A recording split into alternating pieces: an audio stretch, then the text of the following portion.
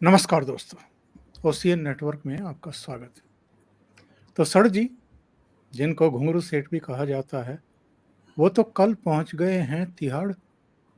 और एक बार PMLA act में कोई तिहाड़ पहुंचता है, तो उसके आसानी से बाहर आने के चांसेस ना के बराबर ही होते हैं। उनके जो करीबी यानी डिप्टी चीफ मिनिस्टर रहे मनीष सिसोदिया को देख लीजिए। 2023 में 27 फरवरी को गिरफ्तार हुए थे, जमानत नहीं मिली अभी तक। सत्येंद्र जैन तो करीब करीब 2 साल बल्कि उससे अधिक समय से तिहाड़ में ही हैं। बीच में हेल्थ कंडीशंस को लेकर के जरूर उनको जमानत मिली थी, लेकिन फिर से वो तिहाड़ पहुंच गए हैं। इनके एक और साथी राज्यसभा के सदस्य संजय सिंह को जरूर सुप्रीम कोर्ट से जमानत ग्रांट हुई है, लेकिन मुझे आश्चर्य इस बात का हो रहा है कि आम आदमी पार्टी के प्रवक्ता नेता बम बम हैं। बिल्कुल ऐसा लग रहा है कि जैसे सुप्रीम कोर्ट ने संजय सिंह को बरी कर दिया हो, रिहा करके घर भेज दिया हो, जबकि ये जमानत मिली है। और जमानत का अगर ईडी या उसके वकील विरोध करते तो शायद जमानत ना भी मिलती। कुछ कारण रहे होंगे, ईडी ने विरोध नहीं किया। पर आज हम एक्चुअल में जिस मुद्दे पर चर्चा करने वाले हैं वो ये है कि अरविंद केजरीवाल का जो उत्थान हुआ था अन्ना आंदोलन से, ये दिन देखने को मिलेंगे कि आप तिहाड़ की यात्रा कर रहे हैं। मतलब इससे ज्यादा पतन और क्या होगा कि एक सिटिंग चीफ मिनिस्टर जिसको गिरफ्तार किया जा रहा है, जो कभी नैतिकता की दुहाई देता था, लोकपाल लाने की बात करता था, भ्रष्टाचारियों को तो आरोप लगते ही फांसी पर चढ़ा देना चाहिए, कुछ इस भाव में आंदोलन छेड़ रहा था, ये कलंक लेकर के अरविंद केजरीवाल तिहाड़ में बैठे हैं कि इस देश के वो पहले मुख्यमंत्री बन गए हैं जो गिरफ्तारी के बाद और न्यायिक हिरासत में भेजे जाने के बाद भी मुख्यमंत्री पद पर जमे हुए हैं, त्यागपत्र नहीं दे रहे हैं। आने वाली पीढ़ियों के लिए कौन सा एक नया मानदंड सेट करना चाहते हैं, ये तो जरूर पता लगाएंगे हम लोग। पर कुछ और घटनाएं हुई हैं और इनमें से एक घटना ये है, उन्होंने 6 नाम दिए हैं जो तिहाड़ जेल में उनसे मिल सकते हैं। उनमें इनका कोई मंत्री नहीं है। इनमें ऐसे भी कोई नहीं है जो रोज प्रेस कॉन्फ्रेंस करते हैं या सड़कों पर प्रदर्शन करते हैं, जो अपने सिर फुड़वा रहे हैं अरविंद केजरीवाल के बचाव के लिए। जिनके नाम दिए हैं उनमें 3 तो उनके अपने परिवार के ही हैं, पत्नी है, बेटी है, बेटा है। एक उनके पीए हैं विभू, इसके अलावा एक निजी दोस्त हैं और एक मेंबर ऑफ पार्लियामेंट उनके नज़दीकी दोस्त हैं, वो भी दोस्त हैं। तो मेरे साथ एक ऐसी शख्सियत जुड़ रही है जो शुरू के काफ़ी समय तक उनके लिए वैसे ही खपी जैसे दूसरे सैकड़ों हजारों लोग अपने प्रोफेशनल कैरियर को एक तरीके से दांव पर लगा करके उनके साथ जुटे हुए थे। ये भी जानने की कोशिश करेंगे कि इनके मन में भाव क्या आते हैं, इनकी इस दुर्गति को देख करके, इस पतन यात्रा को देख करके, तिहाड़ तक की पतन यात्रा को देख करके। बहुत ही खास मेहमान डॉक्टर मुनीस रायजादा, जो आजकल अमेरिका छोड़ करके शिकागो में अच्छी खासी अपनी प्रैक्टिस छोड़ करके दिल्ली में फिर से पुराने तमाम संगी साथियों को जोड़ने की कोशिश कर रहे हैं और फिर से उसी आंदोलन की भावना को पुनर्जीवित करने की कोशिश कर रहे हैं। मुनीस जी, बहुत स्वागत है आपका। नमस्कार। धन्यवाद उनका जी। मुनीस जी, सबसे पहले तो इस पर प्रतिक्रिया दीजिए, वो एक उत्थान, वो एक दौर, और अब ये दौर 8-8, 9-9 समन दिए जाते हैं ईडी के द्वारा। संविधान की शपथ लेकर के मुख्यमंत्री पद पर कोई भी आसीन होता है और संविधान का ऐसा अपमान कि आप जो सरकारी समन हैं, जो ईडी के समन हैं, उनकी इस हद तक उपेक्षा कर दें कि हाई कोर्ट तक पहुँच जाएँ कि मेरी गिरफ्तारी पर रोक लगाई जाए और हाई कोर्ट कहे कि नहीं, हम आपको अंतरिम ज़मानत नहीं दे रहे हैं, हम आपको राहत नहीं दे रहे हैं और उल्टे ईडी से पूछे कि अब तक इनको गिरफ्तार क्यों नहीं किया? अब तक इनके खिलाफ कार्रवाई क्यों नहीं की गई? ये पतन आपने उत्थान भी देखा है और ये पतन भी देखा है। वजह क्या मानते हैं इस पतन की? ओंकार जी, मैं रिवर्स गियर में शुरू करता हूं। हम लोगों ने जिस दिन ईडी ने इनको अरेस्ट किया 21 मार्च को, हमने भारतीय लिबरल पार्टी के प्लेटफॉर्म से हमने उस दिन दिल्ली में लड्डू बांटे और खुशी जाहिर की। नथिंग पर्सनल, कोई व्यक्तिगत मुद्दा नहीं है यहाँ पे। हम ये कहते हैं, करके दिल्ली को बेहाल, करके दिल्ली को बेहाल, चला तिहाड़ केजरीवाल। इन्होंने जो दिल्ली का प्रशासन के हिसाब से भी देख लीजिए, गवर्नेंस के हिसाब से भी देखिए, दिल्ली को इन्होंने बेहाल किया हुआ है। एमसीडीज के आप कूड़ा करकट की सफाई का मुद्दा देख लीजिए, पानी की व्यवस्था देख लीजिए, आप प्रदूषण की व्यवस्था देख लीजिए, जलवायु का देख लीजिए, कोई भी एंगल से आप दिल्ली को देखिए, दिल्ली पीछे गई है।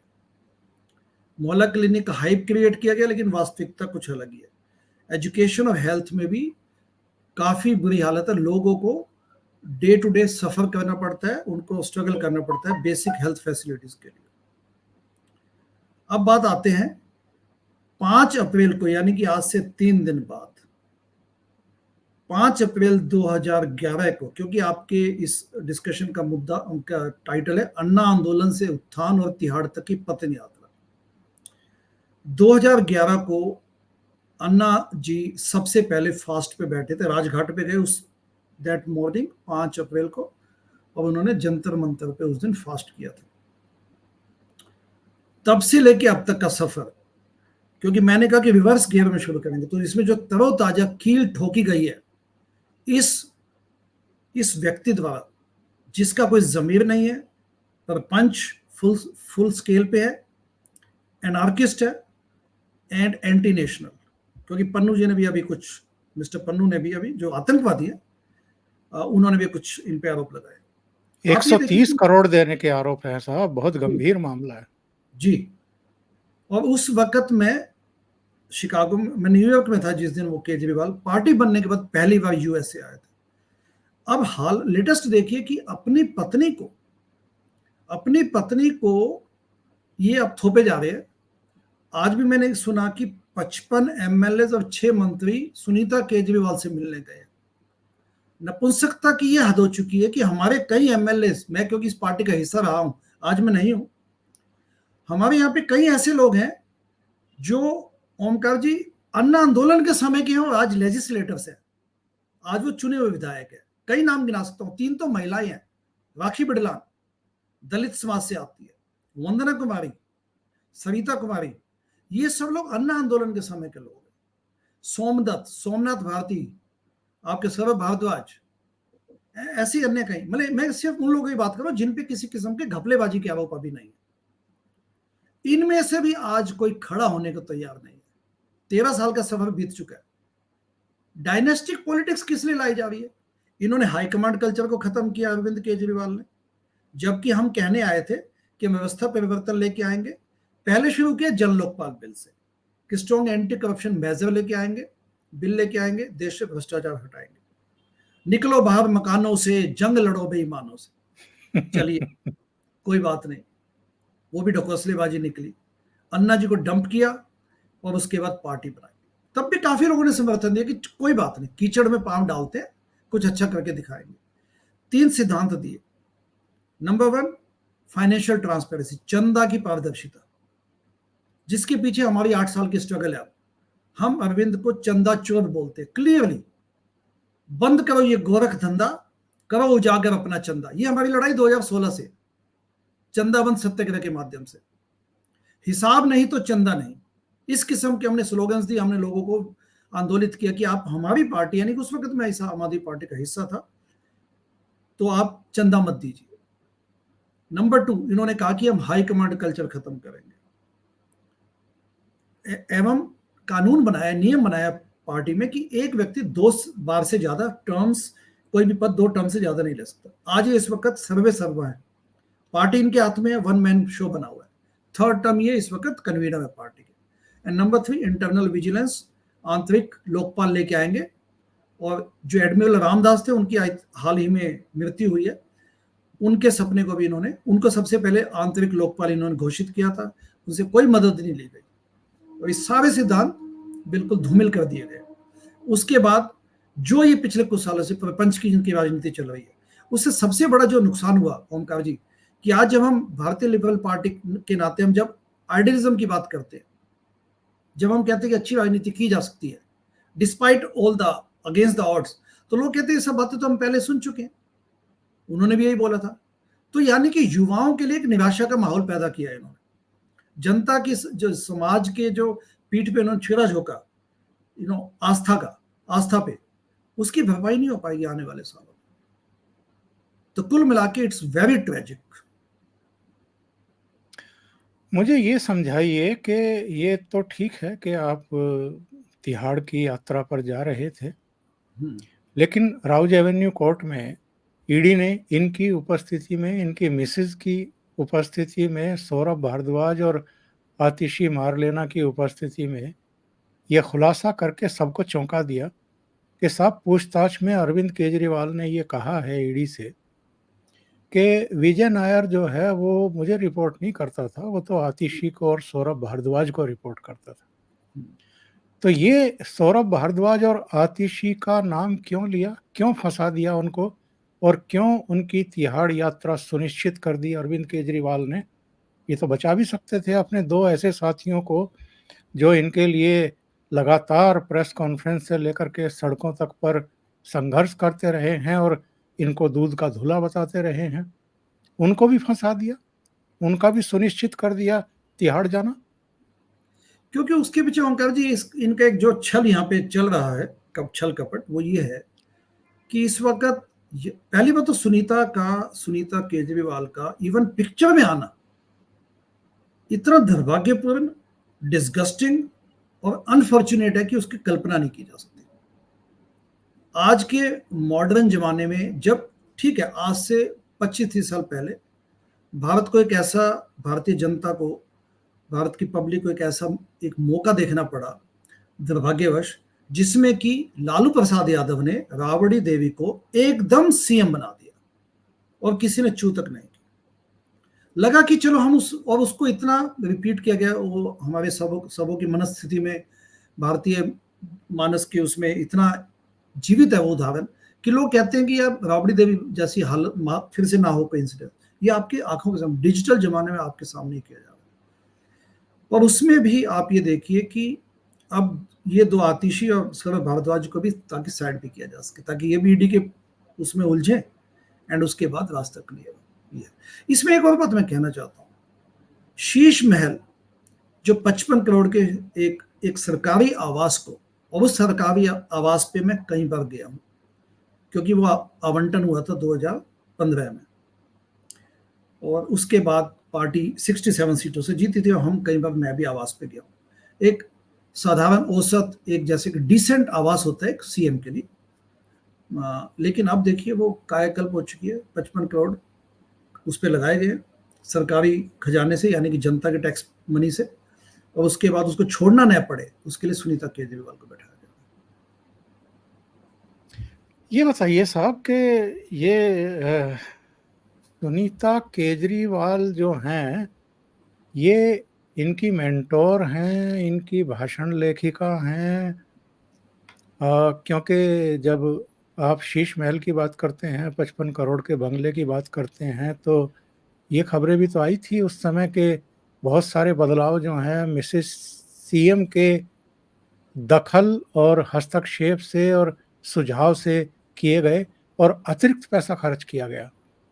शीश महल का तो अपना ही एक माया जाल है कि 10 करोड़ इकट्ठा अगर एक किस्त में निकाले जाएं तो फिर एक कमेटी होती है, लेफ्टिनेंट गवर्नर की अध्यक्षता में, उसकी परमिशन लेनी पड़ती है। इसलिए 9 करोड़ 99 लाख तक निकाले गए। 10 करोड़ नहीं निकाले गए, और वहां से इतने सारे पेड़ किस्तों में कटवाए गए।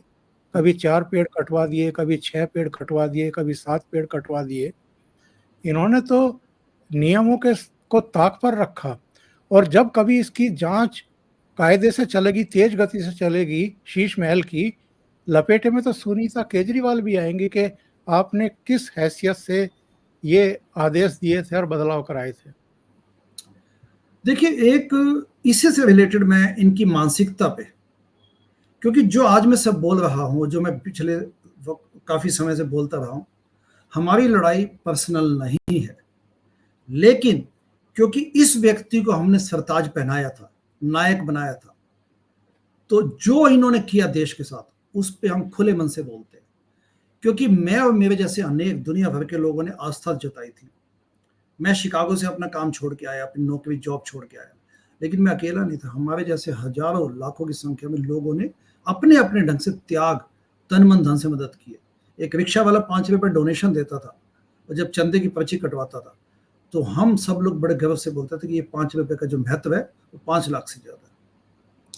तो जब हमने चंदावन सत्याग्रह चलाया, तो ये सुनीता केजरीवाल, मुझे पता नहीं इस वक्त कितना स्पष्ट दिखेगा, लेकिन मैंने इस पे एक ट्वीट भी बनाई है, थ्रेड बनाई है।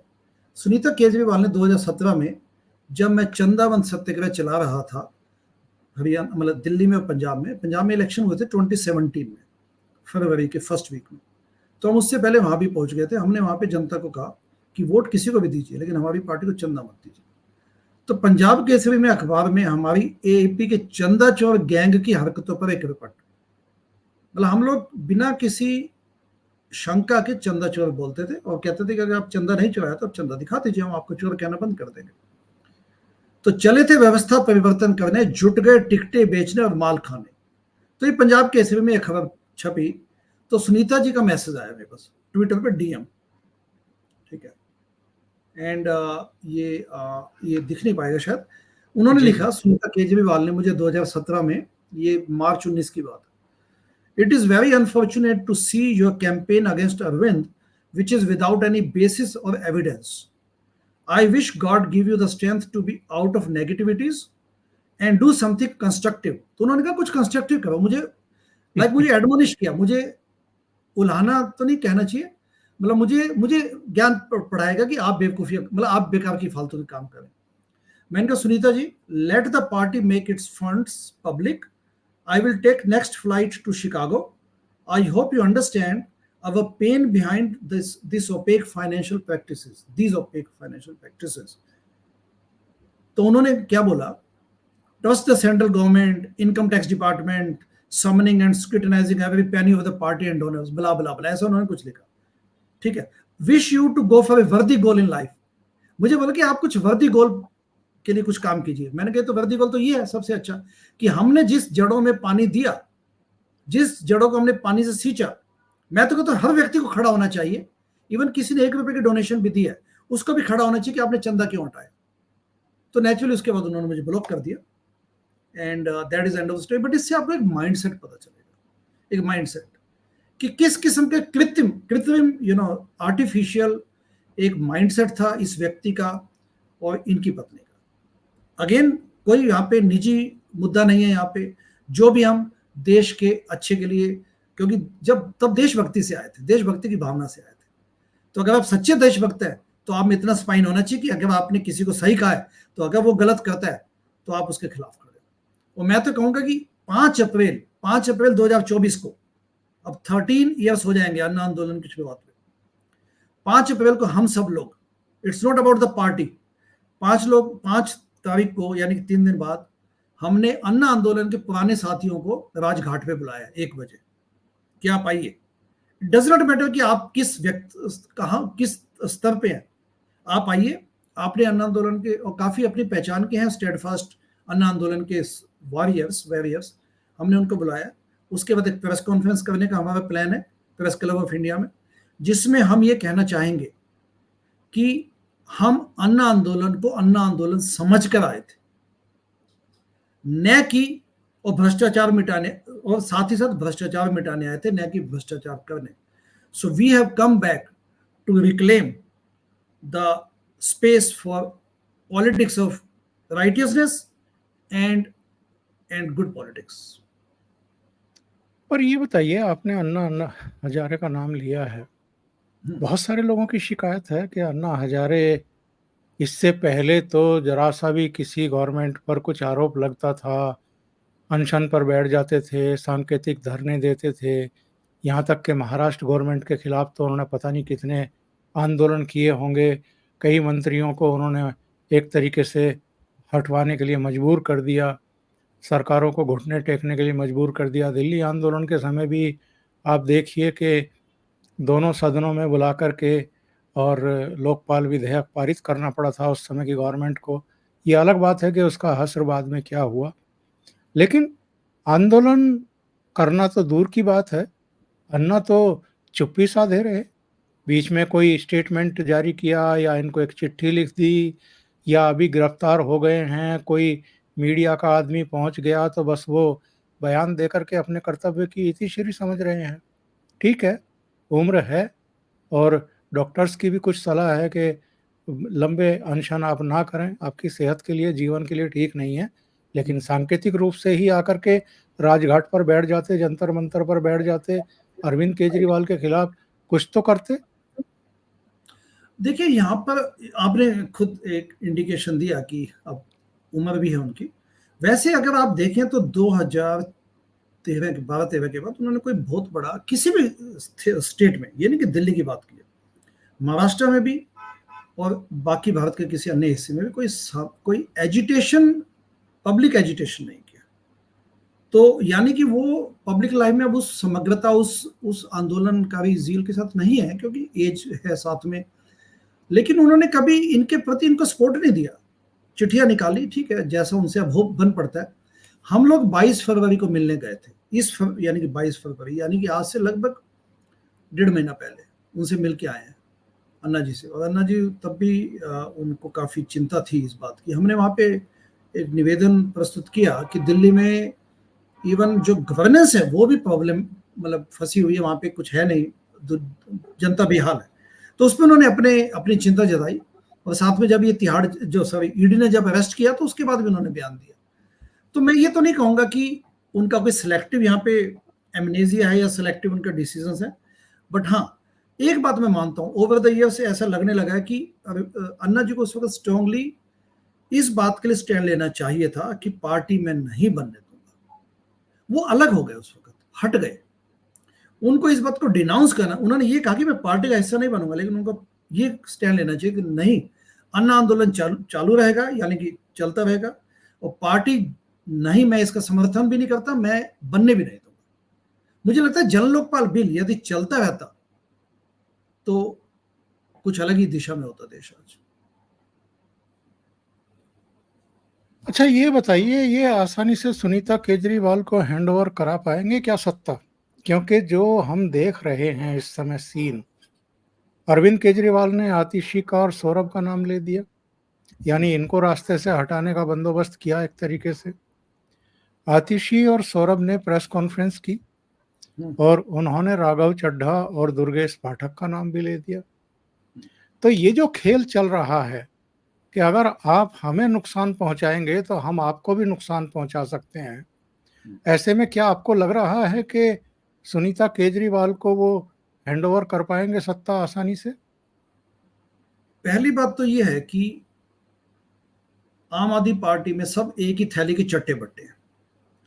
जो सबसे इस वक्त सबसे चिंताजनक और दुख की बात यह है कि जब सुनीता केजरीवाल सामने दिखने लगी तो भी विरोध का सिंगल विस्पर भी नहीं है, खुसफुसाहट भी नहीं है। क्योंकि आम आदमी पार्टी के जो ये छोटे से बड़े नेता हैं, इन्होंने टोटल स्पाइनलेसनेस दिखाई है। इनके पास वो स्पाइन नहीं है कि वो कह सके कि इस बीमारी से तो लड़ने आए थे हम, जो परिवारवाद है या डायनेस्टिक रूल है उससे तो हम लड़ने आए थे, कृपया ये मत कीजिए, कृपया ये मत कीजिए, ये किसी ने नहीं कहा। दूसरा है कि जो आप संजय सिंह आ गए हैं तो अब मुझे लगता है थोड़ा स्ट्रगल शुरू हो सकता है इनके बीच में, पावर स्ट्रगल। क्योंकि संजय सिंह एक बिल्कुल निहायत एक नीचे के दर्जे से, एक जो टिपिकल एक पॉलिटिकल वर्कर होता है जिसको अपनी सिर्फ पॉलिटिक्स चमकानी होती है, पॉलिटिक्स एज ए कैरियर, ताकि मैं कुछ धन बल बना पाऊं, ये उनका एजेंडा रहा है। ठीक है, अब अन्ना आंदोलन में आके बैठ के वो अलग बात है, लेकिन इनका ट्रैक रिकॉर्ड भी देखिए। तो ये लोग इस वक्त, और मैं चाहता हूं कि इनमें अगर ये कोई पावर स्ट्रगल हो ताकि और विखंडित हो। वैसे आम आदमी पार्टी का, ओमकार जी, जो नैतिक प्रोजेक्ट है ना, मॉरल प्रोजेक्ट तो डेड हो चुका है पहले ही। अभी कितने समय तक जेल रहते हैं, कब बाहर निकलते हैं, कब इनका क्या होगा, आने वाले कुछ महीनों सालों में आम आदमी पार्टी का वही हश्र होगा जो असम गण परिषद का हुआ था, जो एक बहुत आइडियलिज्म के साथ आए थे, और झूठ उनका सारा मामला ही प्रपंच का था। तो अल्टीमेटली इनकी फेट तो सील हो चुकी है। आपको नहीं लगता कि इनका राजनीतिक भविष्य एकदम अंधकार में है? क्योंकि ये अकेला केस नहीं है शराब घोटाला, और कई केस हैं। बस खरीद घोटाला है, मेंटेनेंस घोटाला है, एडवर्टाइजमेंट घोटाला है, स्कूलों में जो कमरे बनाने के नाम पर टॉयलेट बना दिए गए उसमें घोटाले किए गए हैं। कुल मिलाकर के 30-32 मामले हैं, और जाहिर है देर सवेर सभी में जो है जांच पड़ताल होगी, आगे बढ़ेगी, इनकी गिरफ्तारियां फिर से होंगी, ये जेलों के चक्कर काटते रहेंगे, और जब सजाएं शुरू होंगी तो अगर 2 साल से ज़्यादा की सज़ा किसी भी केस में हो गई तो ये मान करके चलिए कि कम से कम 10 साल के लिए सक्रिय राजनीति से दूर हो जाएंगे, चुनावी राजनीति से दूर हो जाएंगे। और 10 साल अगर कोई चुनावी राजनीति से बाहर हो जाए या कर दिया जाए तो उसका क्या हश्र होता है, ये मुझे बताने की ज़रूरत नहीं है। तो इन्होंने जानबूझ करके जो है एक तरीके से अपने पैर में कुल्हाड़ी मार ली है। एग्जैक्टली, क्योंकि उनके काम ही ऐसे थे। इन्होंने क्या सोचा कि क्योंकि शुरू में आंदोलनकारी जील के साथ आए थे, तो इनको कहीं अंदर अंदर ये बैठ गए, हम तो ईमानदार सचमुच ही हैं और हम तो फिसल नहीं सकते। और जैसे ही फिसलना शुरू किया, सत्ता हाथ में आई, चिंतन था नहीं, तो फिसलते गए। उसके बीच में भ्रष्टाचार करने लग गए, फिर घमंड भी था, और क्योंकि मैंने जैसे कहा कि चिंतन की कमी थी। सेकंड क्या है कि जो एक सबसे बड़ा हादसा यहाँ पे हुआ कि अरविंद केजरीवाल, क्योंकि काफी इनसिक्योर है वो, उन्होंने कभी लीडरशिप नहीं डेवलप होने दी, इसलिए आज ये इनके बीच में क्राइसिस है। मतलब सत्ता की लोलुपता भी है, सत्ता का लालच तो है ही, लेकिन वास्तव में इनके पास अगर कोई चाहे भी तो इनके पास कोई क्रेडिबल लीडरशिप नहीं। जो आतिशी जी बोलती हैं, आपको लगता है वो सबको दिखता है किस ढंग से बेचैन होके, अधीर होके, जिस ढंग से वो, मतलब इसको आम भाषा में चिक चिक बोला जाएगा, नथिंग बियॉन्ड दैट। फिर बिना किसी मतलब के कुछ भी बोल दो, मुझे बीजेपी खरीदने आई है, मुझे ये खरीदने आए हैं, अगले अगले कुछ दिनों में इतने लोग गिरफ्तार हो जाएंगे। मजाक बना आप के रखा हुआ, मजाक बना के रखा हुआ है। और साथ में आप ये देखिए कि इस वक्त दिल्ली में जो सबसे बड़ी एक प्रॉब्लमेटिक है, जिसपे सेंट्रल गवर्नमेंट को, एलजी को तुरंत संज्ञान लेना चाहिए कि इस वक्त 36 घंटे से माननीय मुख्यमंत्री अरविंद केजरीवाल जेल में है, 18 फीट बाय 6 फीट। जब वो जेल में जा चुके हैं, जुडिशियल कस्टडी में भले ही हो, तो इस वक्त दिल्ली में कॉन्स्टिट्यूशनल क्राइसिस है, संवैधानिक इमरजेंसी का माहौल बना हुआ है। क्योंकि मुख्यमंत्री का काम सिर्फ फाइलें साइन करना नहीं होता, उनके पास पद और गोपनीयता की शपथ होती है, जिसके तहत वो अपने दायित्वों का निर्वाह करते हैं। तो आप ये देखिए, जब वो इस वक्त एक कैदी हैं, जब कैदी कुछ भी फाइल पे साइन करेगा तो वो नोटेशन, वो जो पूरे कागज है, वो जेलर या जो भी जेल के अधिकारी है वो देखेगा। तो पद और गोपनीयता वो मेंटेन कर ही नहीं सकते एज ए चुने हुए प्रतिनिधि, नंबर 1। नंबर 2, जब आप सीएम बन चुके हैं तो सिर्फ फाइलें साइन करना तो आपका काम है नहीं, आपको अपने कैबिनेट से डिस्कशंस करनी है, कैबिनेट मिनिस्टर से मिलना है, एमएलए से मिलना है, एंड एक्टिवली अधिकारियों से मिलना है, ब्यूरोक्रेट से। दुनिया भर का एक बाबू डॉम होता है, आप उनसे कैसे मिलेंगे? फिर उसके बाद एलजी से आपको डिस्कशन करनी होती है। तो इन सब चीजों को देखें आप, तो मुख्यमंत्री के एक बहुत बड़ा एक दायित्व होता है, जिसके पीछे पूरी एक मशीनरी होती है। तो जेल में बैठे हुए कैदी इस चीज को कैसे निर्वाह करेगा? तो मुझे समझ नहीं आता। हमने आज डिमांड की है भारतीय लिबरल पार्टी ने कि इस इमरजेंसी को ध्यान में रखते हुए दिल्ली में इमीडिएटली प्रेसिडेंट रूल लगाया जाए, लेकिन और वास्तव में बड़ी चिंतनीय मुद्दा है। Every single hour, passing hour is a problem. Munir ji बहुत बहुत धन्यवाद जुड़ने के लिए और ओशियन नेटवर्क के लिए इतना समय निकालने के लिए। महत्वपूर्ण मुद्दे पर आपने चर्चा की। Thank you so much. Absolutely. नमस्कार। Thank you. Namaste.